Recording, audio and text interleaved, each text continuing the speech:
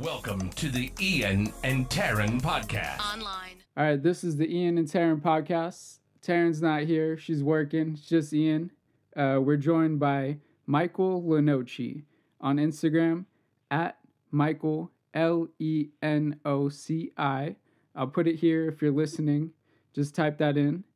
He's a stand-up comedian, killing the game right now. How you doing, Mike? I'm doing great. It's going well. Good. And I've been listening to a ton of podcasts with you, so I'm like, I had all these like questions to ask you, and I'm like, well, I don't want to do that now. I don't want to do that now. So how's your life going right now? What are you up to? It's going good. I just keep doing stand up, and I travel a lot, and then I work on some of my self projects that I have that I won't go into detail, just stuff that like I'm working on, and when it's ready I'll put it out there. But in the meantime, I don't know, just enjoying life. Definitely. I don't put too much on anything. I Perfect. just kind of go. Yeah, I've been liking your YouTube channel. I've been watching like all your stand-up, your old stand-up, new stand-up, super funny stuff. Like the one about proposals at like the baseball game. I was dying. Yeah. Like that might be old, but and you and Brian Callen at the Laugh Factory, I was watching all that stuff. Is it crazy? Like, I don't want to be a dick diver, like, oh, you're with Chris D'Elia, but like, is it crazy to like go out with like such a rich friend? Like, you got to travel with him, right? Yeah. So is he like, oh, like, let's just go to this restaurant, and you're like, ooh, like. Yeah, that's part of the reason I go out with him is like we're good friends, so it's like who you want to hang out with. But yeah, we like a lot of the same shit. So oh, definitely. I just mean like I don't have any like super wealthy friends. So if they're like, hey, let's go I don't to pay like for shit.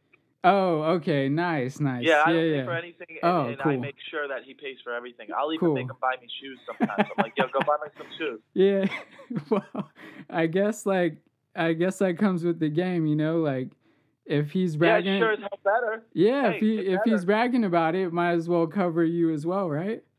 Yeah. Oh, dude, I send him Venmo requests for $500 to $1,000 all the time. He doesn't ever do them. He doesn't do them, but I still send him it. Yeah. Like, I'll be like, maybe I'll catch him off guard today. I'm like, it's yo, funny. What's up? Yeah. Friendship tax. Yeah. Travel expenses. Exactly. That's so funny. Today, actually, I was leaving work. I had the best experience listening to your podcast, Guys Not Out podcast. Oh, yeah? You were talking about the neighbor that hates your dog, that shits everywhere. Like, you're just like, oh, whatever, I'll pick it up. But I'm listening to it, I have the windows down, and you're just like, I'm just going to record the dog taking a shit and send it. Just like, there's like 10 kids. I look over and it's just like, brr. Like, yeah, man. Are you talking about one of the most recent episodes? Episode 63. Yeah, dude. Yeah, It was unbelievable. This fucking lady's weird shit. So and then I looked made a back. video about it. I saw it. Yeah, I was like, man, she really put "fuck your dog" on the trash can. That's not gonna work. No, and what about kids that walk by? Oh yeah, I didn't even think about that. Yeah, I'm just like, wow, she really hates you that much that she has no respect for like people's children. Yeah, it's not even me. It's obviously just everyone in the neighborhood who walks their dog. Yeah. But it's just like, because he lives a couple blocks over, but I'm like, that's going to make people pissed at you. She's obviously an angry, crazy old lady. 100%. And like, really, like your gut instinct has to be to throw your poop on her lawn now. Every time I have my dog's poop on me and I'm near her house, it's going on her lawn. Forever. I might even pick it up and bring it to her house. Yeah, I when I'm at home, I'll think about stuff like that. But then when I get to it, I'm like, I don't want confrontation, and then I walk away. Oh yeah, I hear that.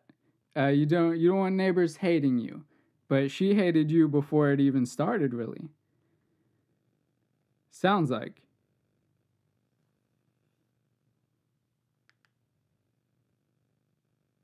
You still there?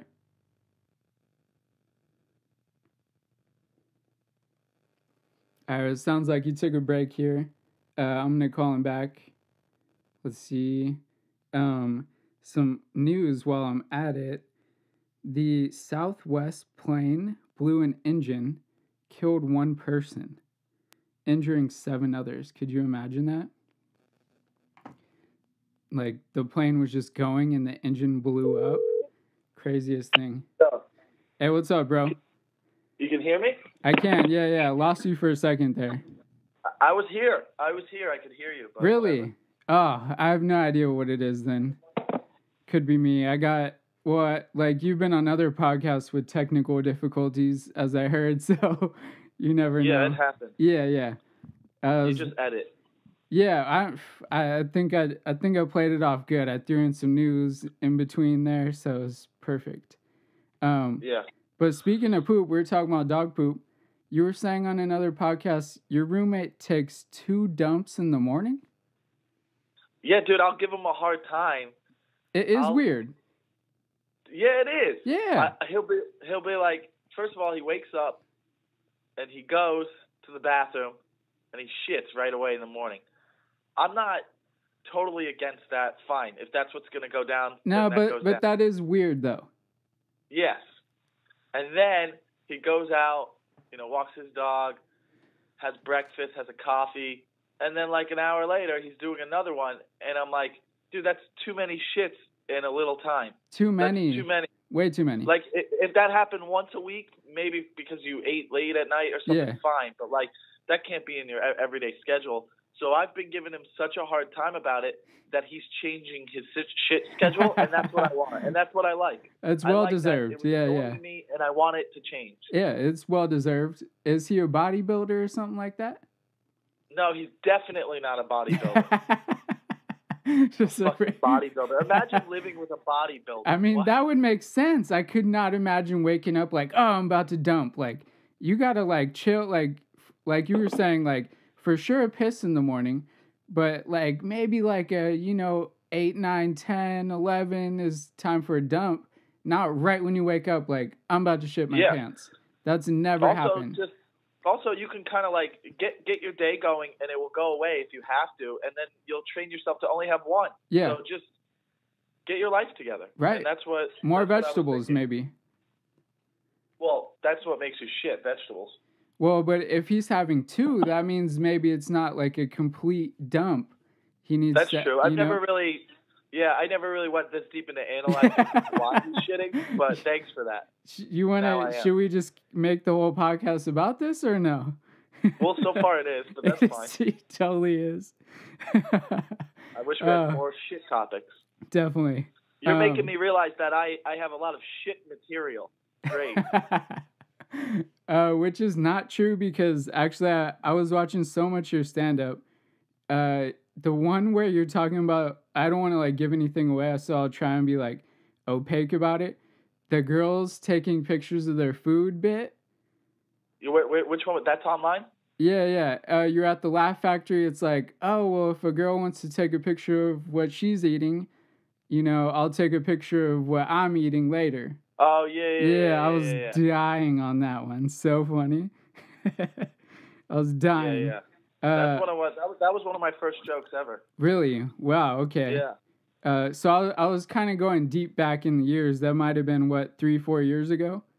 I got to see which video it is. I didn't even know that joke was online. But I guess I gotta find it. It was I posted it, or it was posted by the. That's a good question. I imagine it was a Laugh Factory because I was typed in your name, so I was watching they have like couple-minute clips of each of your stand-ups over the years. For sure. So I was loving that one. So now you're playing like universities and stuff.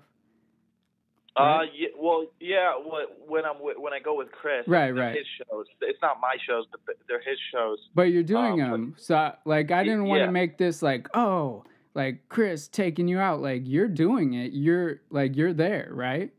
So yeah. I'm just like, you got to take this credit because you are still playing these shows, right? Yeah. How do you feel? I hear from comedians all the time, like, oh, it's so PC. I can't say this. I can't say that.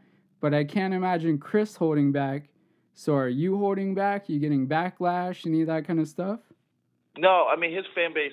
It's not like you're talking about generally with like college kids. Yeah. People are like, I don't want to play at college. Yeah, some people don't want to play at college, but I think it's more like, I guess it depends on the area, but I mean, when we're doing a college, his fan base is like pretty loyal, so I mean they get it. They obviously to his stuff, so it's still fun. Oh, it's not that I mean, we just did one in Cleveland that was they were a little sensitive, but it's like who gives a shit? Yeah. Oh, that's perfect. Yeah, it's not just like online backlash. Yeah. Yeah, but I hear from other comedians that like are like not famous that do colleges. You'll go do a college for like 50 to 100 people, sometimes only 100 people there.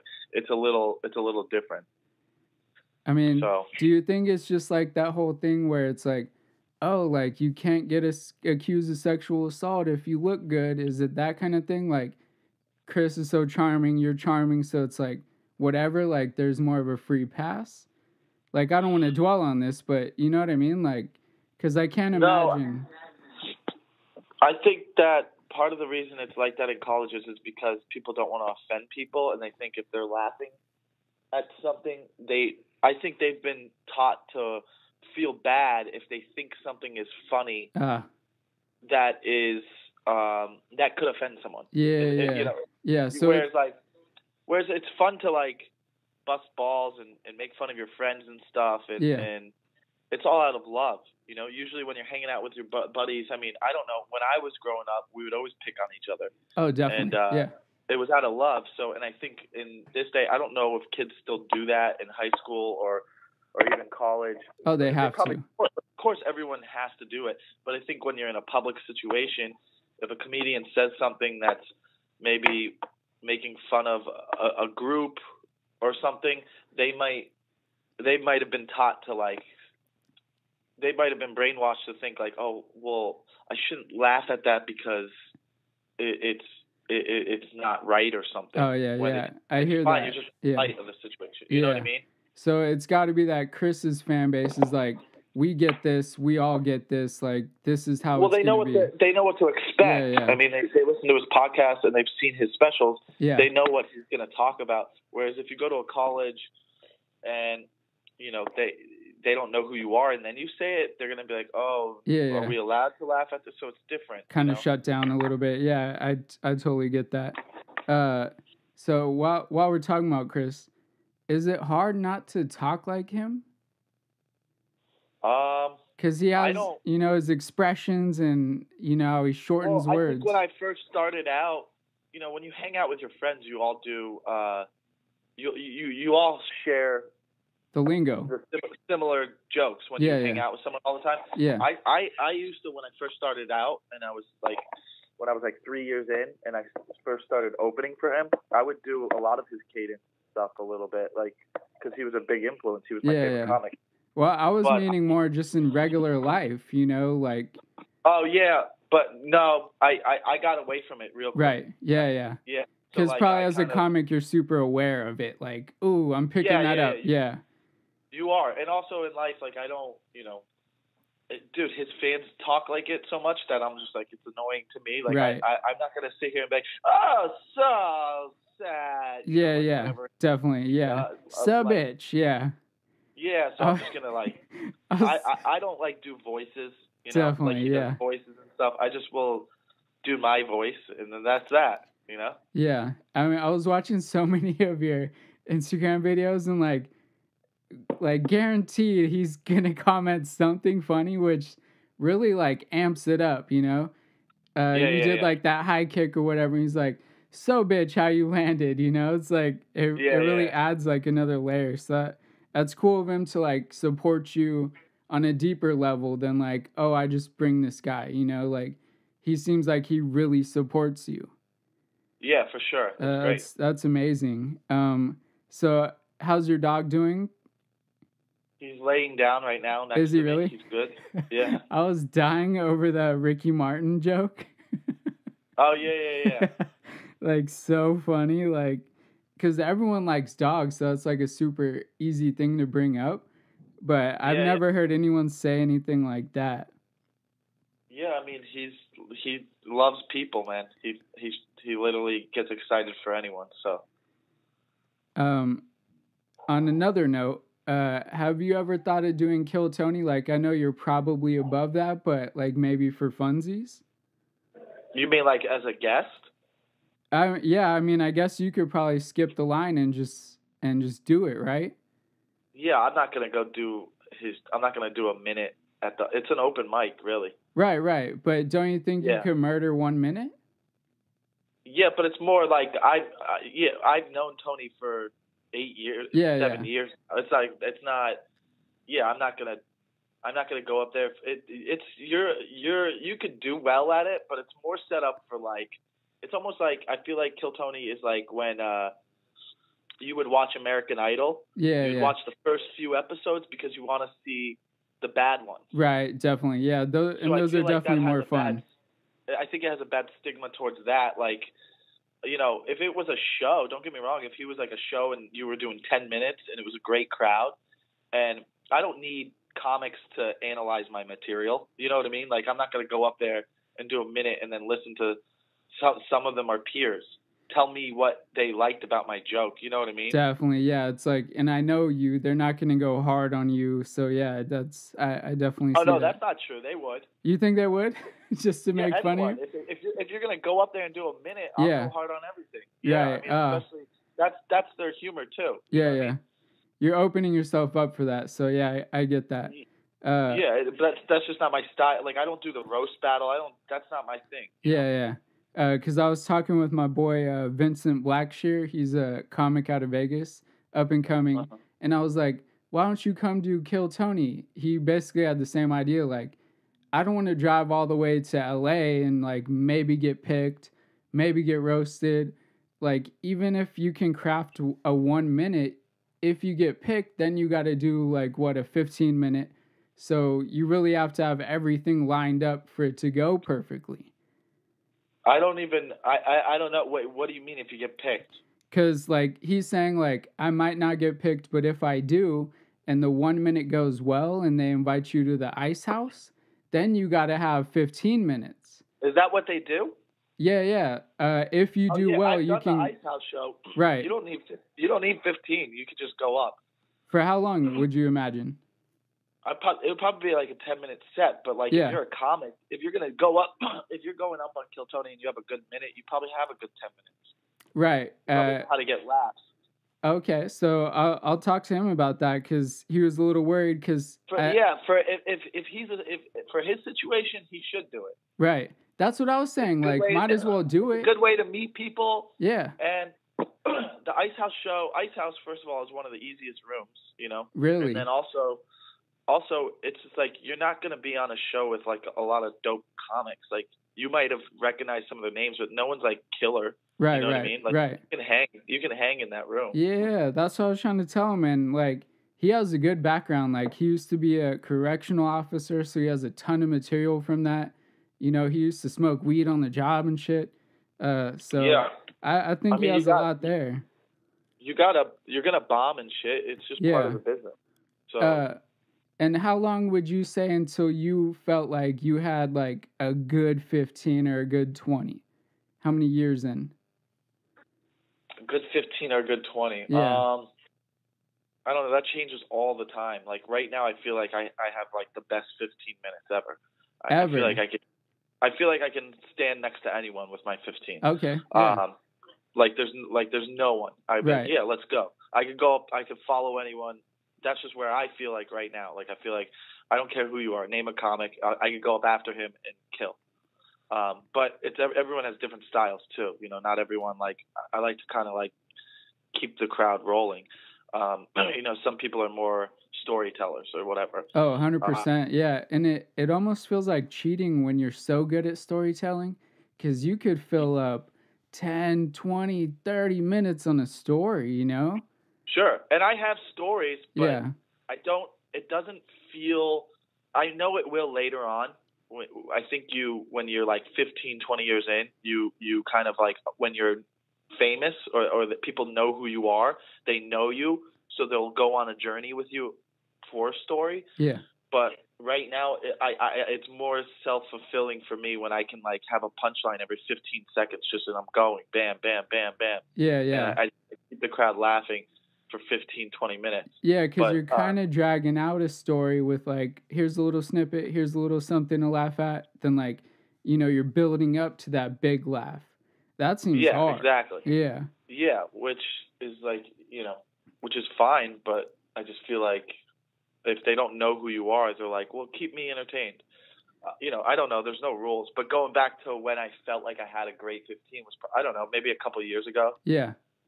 Maybe when I started really featuring for Chris, which was 2016, I believe. Before that, I would host more for him. But like, I think I really started the beginning of 2016, all of 17, 18.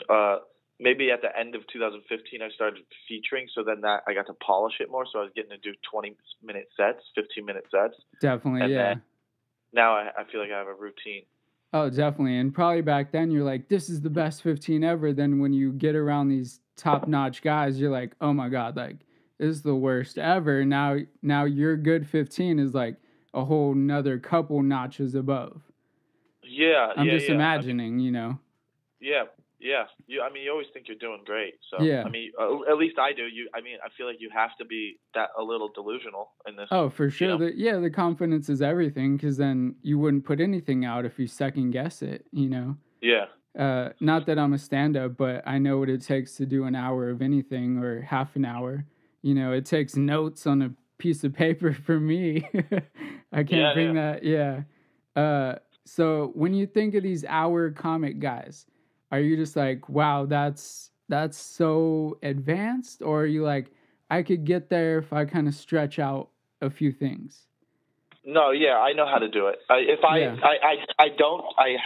haven't done it. Yeah. I've done I think the longest I've done was like 48, 50 minutes. Yeah. But I don't have to worry about that. Some comics will worry about that, and it's just like, nobody's asking me for an hour. So why am I worried? Right. My job is to worry about, having the best 15 to 30 minutes that I can build, because realistically, that's what's going to go up on TV first for me. Oh, definitely. Yeah. A Netflix 15 or a half hour on something. Yeah. So that's what I'm worried about. And then when I do get the opportunity to like do my own shows a lot, I'll learn how to do an hour. It's just like you'll learn when the time comes. Yeah. And then you learn where to position jokes and how to polish it. Like, I can do 15 to 30 without even thinking about it, because I know how to, like, I've done that so many times. Right. Yeah. Muscle memory. Yeah. So I've done it. So it's just a learning. So there's no doubt. Like, once the stage opens for me to do an hour, I'll learn how to do it. It will take like a year, but you learn how to do it, and then you polish up your hour, and then you're like, it's ready to shoot, Yeah. You're just putting out content. Nothing has to be so special, Right. And there's plenty of hours that like everyone's watched an hour special where like, okay, it's hitting right now, it's perfect. Then there's like a little dry spot, then it gets good again. So I guess maybe that's part of the plan, to kind of, ups and downs. Like even Chapelle, when he's getting paid $20 million per special, like, were those specials worth $20 million a piece? No, but his brand is so strong, right? Well, it's different. Specials aren't what specials used to be. So yeah, they are worth that much money, because they're worth that much money because that's what they wanted him. So right. What I mean? They wanted that's his draw. They wanted that content. So yeah, it is worth it. Yeah. But specials aren't like what they were in the 90s, like where you would only have one or two specials come out every 6 months. Right. But, dude, times have changed. So yeah, people will be like, oh, these specials aren't special. They're not supposed to be special. That's not what the game is anymore. Right. The name of the game is putting your content out, and if people and you do you, and if someone likes it, they like you, and that's it. Not everybody's gonna like what you do. Oh, 100%. Yeah, and I respected Chapelle for being at the Comedy Store, kind of doing like a raw look into comedy. Like, it was fun for me to see him, knowing that he's making $20 million on this, just do like a raw Comedy Store set. I had mad respect for that. Yeah, he got the $20 the 20-minute was for essentially like 4 specials. He put out 4. Oh, did he? Oh, right. I guess because the one was 2, but that's still stupid, crazy money. For sure. Like, could you imagine? Yeah, I mean, I like to imagine it. Right. Yeah. But I mean, even someone like Chris, like or Tom Segura, or even Bill Burr, like I don't know exactly what they're making, but I'm imagining not that much. Right. No, I'm imagining maybe $1 million is the very upper echelon, and he's doing 20 times that. Yeah. You know what I mean? Like, oh. But it's because he's been around for 20 years. You know? Yeah, and he we're relatively the same age. I'm 27. So he really had like a prolific view on comedy, like with the skits and everything like that. So I guess it's worth it. I don't know. I mean, some people have it all. Some people are writers. Some people have charisma, and you know, some people are great performers. Yeah. You know, some people know how to write really funny jokes. Some people have like a strong opinion on things, and some people have it all. Yeah. You know, and that's just the nature of the game. Like, you know, that's just like, you know, there's some guys who you're like, his jokes are like silly, but man, I love watching him. And Chapelle has a little bit of it all. You know, he can have a strong opinion about stuff, but like, it's not like a Bill Burr opinion. Yeah, that could be a little harsh at times. Yeah. Yeah, like Bill Burr's, but Bill Burr is gonna say how he feels or something, and that's how it is. And Chapelle will have an opinion about something, but make it a little bit sillier. But he's also very likable and has charisma too. Oh, 100%, 100%. Have you talked to the All Things Comedy dudes? I guess. I mean, I feel like it's run by a bunch of different comedians. Yeah, I'm losing his name right now. Al Madrigal. Yeah, Al Madrigal. I don't know Al Madrigal personally. I mean, we've crossed paths, but I feel like he's part of it. But isn't it like part of Bill Burr's too? Right. Yeah. I believe I don't know exactly, but I think Al's running it. Segura's part of it. Bobby Lee's in it. Bill Burr's in it. So I don't know if Bobby Lee has any. I think he's done stuff with it. Or are you saying his podcast is with their network? His podcast is with their network, but you know they're doing the cooking shows and all that stuff. I'm just thinking maybe you try and jump on that train, because that with the Bert Kreischer stuff, it seems to be really taking off, you know? Yeah, I mean, I don't know. I don't ask. You just do your shit. And you are. I mean, hopefully I'll be on Bobby's podcast soon. I mean, we've talked about it, so.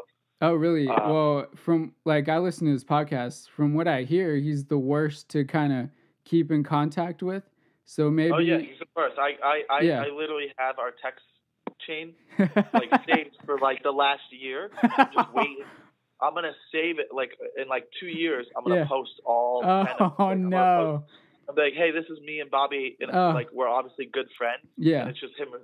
Like but you know, it's better like at you get a hold of him at the store when you're hanging out. He's just like aloof over the phone. But if you see Kalila, you make contact with Kalila, his girlfriend. I know Kalila. You're gonna have to make the contact with her because she'll get it done.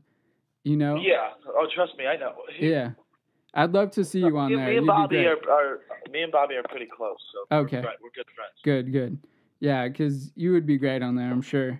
And are you trying to do the acting thing like him? Well, yeah. I mean, I just did my first co-star on the Mick.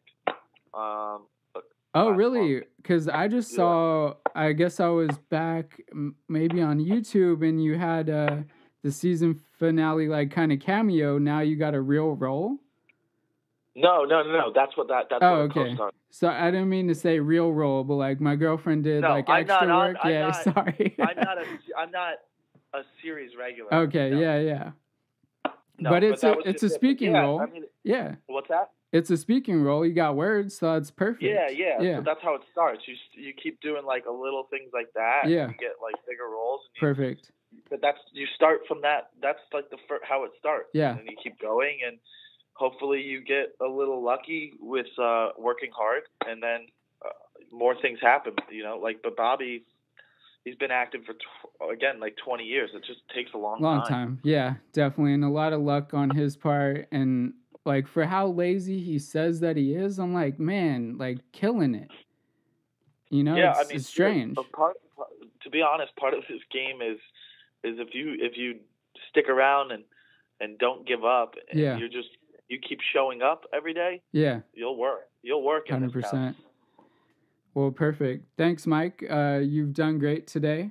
Make sure to listen to his podcast, Guys Not Out Podcast. Follow him on Instagram, Michael, Lenoci, michaellenoci.com. I'll put all that up on the video. If you're just audio, make sure you remember that. Type it in. Thanks, bro. I'll definitely talk to you again. All right. Thanks, man. Have Great job. And enjoy the rest of your week. Later. You too, buddy. Bye-bye. All right, that's been Michael Lenoci. Hopefully another good podcast for you guys out there in podcast land. This has been Ian. Taryn's not there, as you can see. We'll catch you next time. All right, guys. Have a good week. Bye. You've been listening to the Ian and Taryn podcast. See you next week. Goodbye.